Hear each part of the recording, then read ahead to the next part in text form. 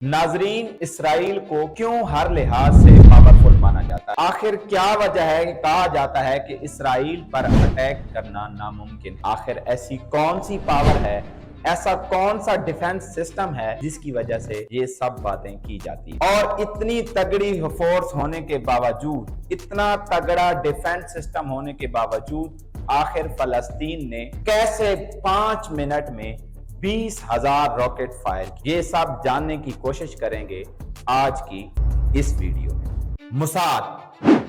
Mossad Israel की intelligence agency है और मुसाद को दुनिया की बेहतरीन इंटेलिजेंस एजेंसियों में शुमार किया जाता है और मुसाद ने अपने काम और अपने तरीकाकार की वजह से पूरी दुनिया के ममालिक को नाकों चने चबवाए। लेकिन इस वक्त इसराइल के अंदर भी मुसाद के ऊपर क्वेश्चन उठाए जा रहे हैं कि इतनी तगड़ी इंटेलिजेंस एजेंसी होने के बावजूद आखिर इतना बड़ा अटैक प्लान कैसे हो गया।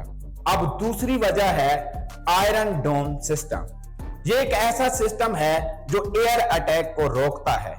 अगर रॉकेट फायर किया जाए तो ये उसको डिस्ट्रॉय करता है, लेकिन फलस्तीन के इस हमले ने इस आयरन डोम सिस्टम को भी नाकाम बना दिया। बेशक इसराइल काफी पावरफुल है, लेकिन फलस्तीन ने इसे एक बार अपने होने का सबूत दे दिया है। ये अटैक इसराइल पर गजा की तरफ से किया गया है। अब अगर नक्शे से देखें तो इसराइल के दोनों साइडों पर फलस्तीन मौजूद है।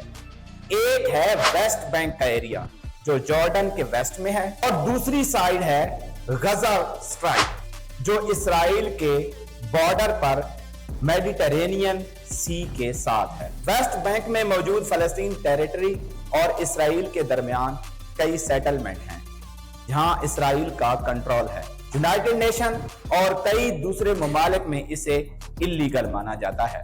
इस फलस्तीनी टेरिटरी को फतेह कंट्रोल करती है और फतेह एक पॉलिटिकल पार्टी है। दूसरी तरफ गजा स्ट्राइप है जिसे हमास कंट्रोल करता है।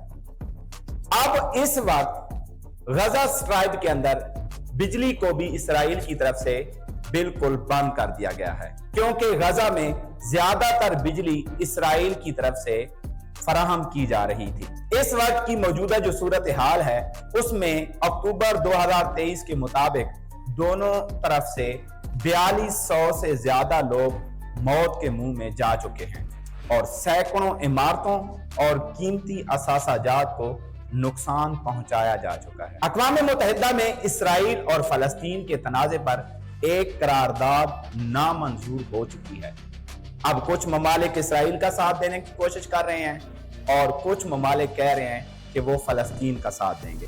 इस सूरत हाल में खतरा पूरी दुनिया को है। अब अक़वाम मुत्तहिदा का ये फर्ज बनता है कि वो इस मामले को सीरियस लेते हुए इसका हल निकालने की कोशिश करें, वरना इसके नताइज पूरी दुनिया को भुगतना